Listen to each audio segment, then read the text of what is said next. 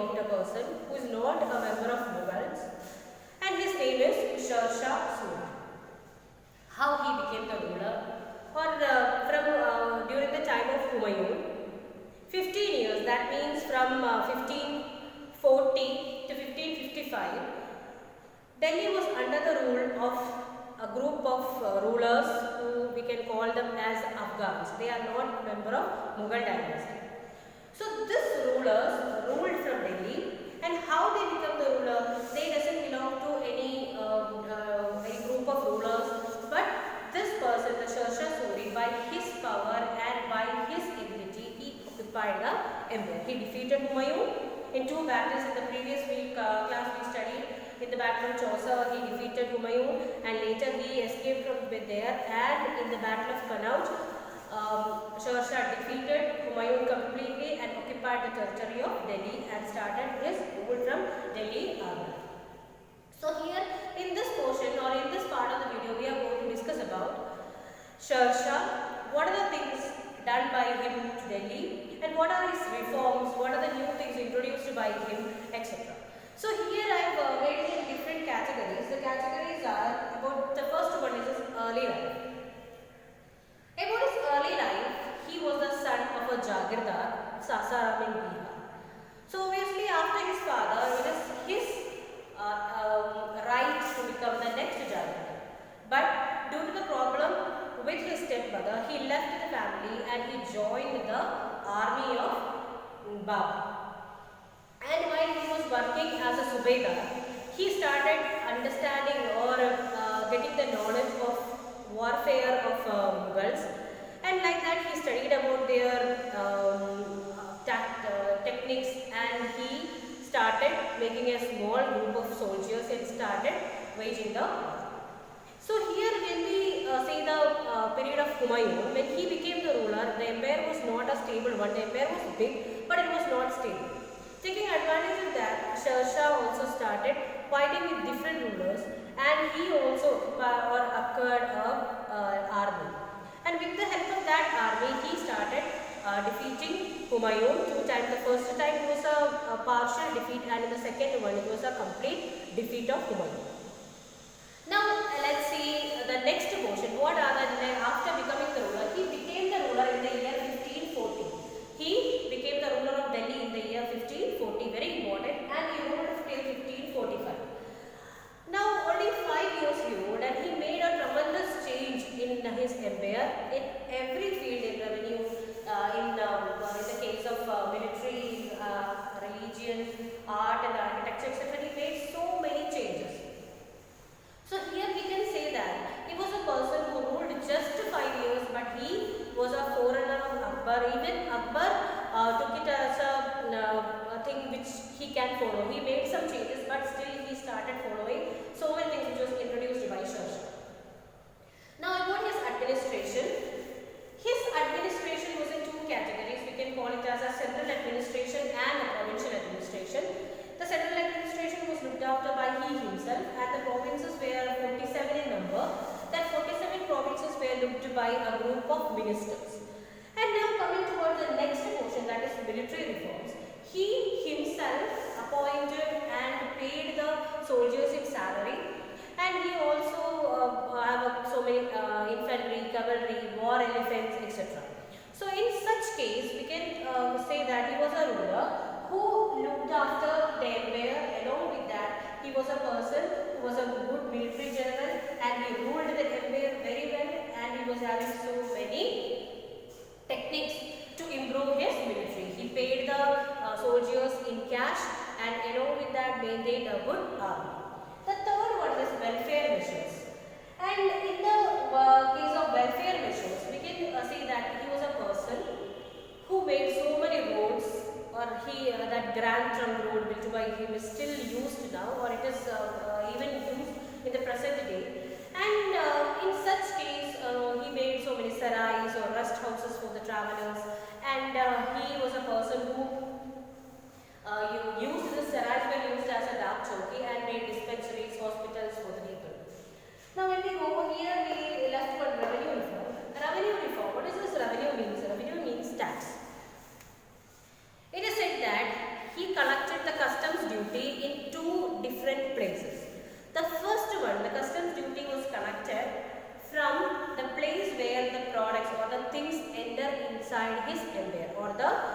area from where the his things enter inside his empire, or that boundary line customs duty was levied. And the second time it is levied from the place it is sold. So from two places only he collected the land, or sorry, the revenue or the custom duty. And the land revenue was fixed by 1/3 of the produce, and along with that he categorized the land as according to its productivity, according to the availability of water, according to the produce, etc. The tax was fixed. It was later used by Akbar. So we finished up to here. Administration, it is of two parts: provincial and central administration, then revenue, military reforms, and the welfare measures. In welfare measures he made roads and he made dispensaries and sarais for the people. Now coming toward the next one, trade and commerce. For improving trade and commerce, he made so many different types of coins. Rupiah, which was introduced by him, a silver coin, was very important. The second one is a mohar, that is a gold coin, and the third one is dams, that is copper. And along with that he made so many good roads and facilities were given for the traders. Like that he improved the trade. By improving the trade he improved the living condition of the people also. Now coming toward the next portion, that is religious policy. Religious policy means he was an Islamic ruler, but he was tolerant towards all the other people. In sarais it is said that he made different provision for the people to do for different caste and religion, and so many important, or he started giving aids to different temples, and he also was a very tolerant and good ruler.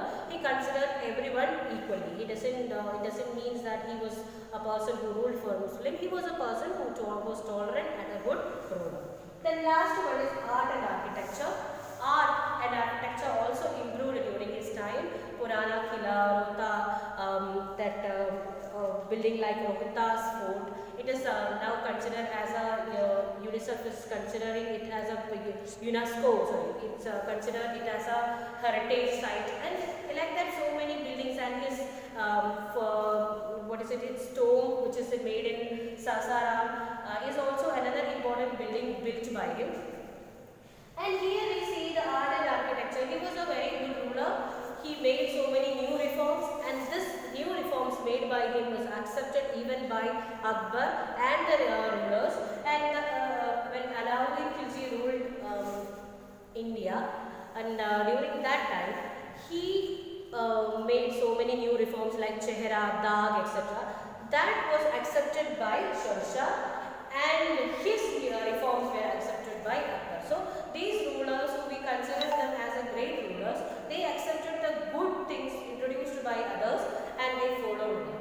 So here we wind up the first part of our video of Sher Shah, and now in the second part you can see the PowerPoint presentation where all the details are given as points, where you can find the years and the important things which you have to remember for the exam, etc. So let's continue with the PowerPoint presentation. Let us discuss about the life and achievements of Sher Shah Suri, who was the only ruler who comes between the Mughals, who was an outsider or a ruler who doesn't belong to the Mughal dynasty. He overthrew Humayun in the year 1540 and ascended the throne of Delhi. Sher Khan, that was his earlier name, defeated Humayun at the Battle of Kannauj in 1540. He ascended the throne of Delhi under the title of Sher Shah Suri. He overthrew the Mughals and established Afghan rule in India. His father was Hasan Khan, and Sher Shah's childhood name was Farid Khan. So in this video, in the first part, we have already discussed about his early life. And now we'll move to the next part of the video, that is Sher Shah's life and his career. He joined the Mughal army under Babur and learned the techniques of Mughal warfare. After defeating Humayun at Chausa and Kannauj, he occupied Delhi and Agra.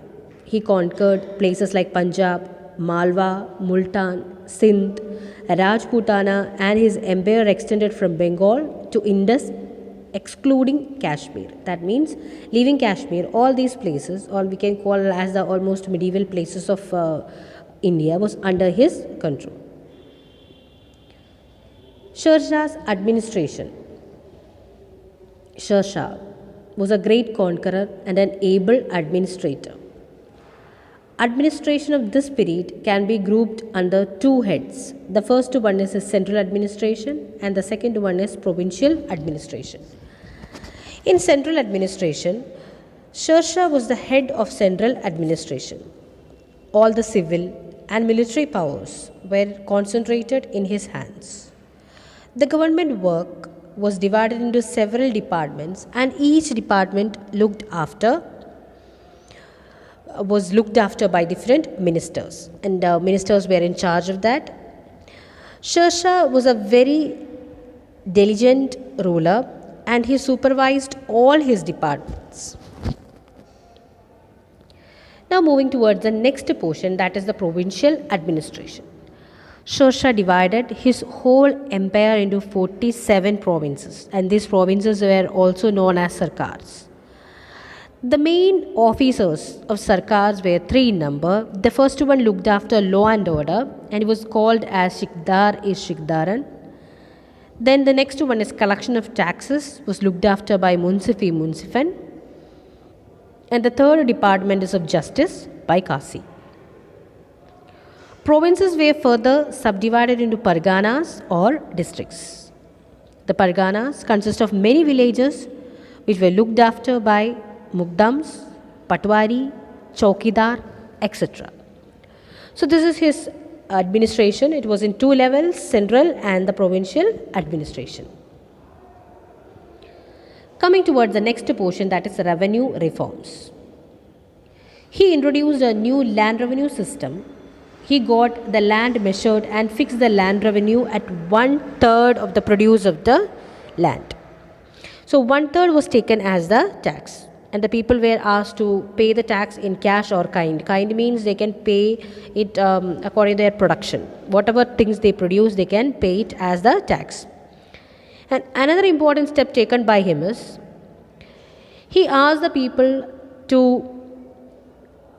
deposit the amount or the tax to the government treasury directly so that they can avoid the tax collectors.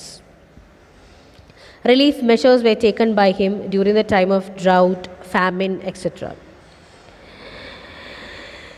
The type of crops cultivated and the amount of revenue payable by the peasants was written in a paper called as Patta.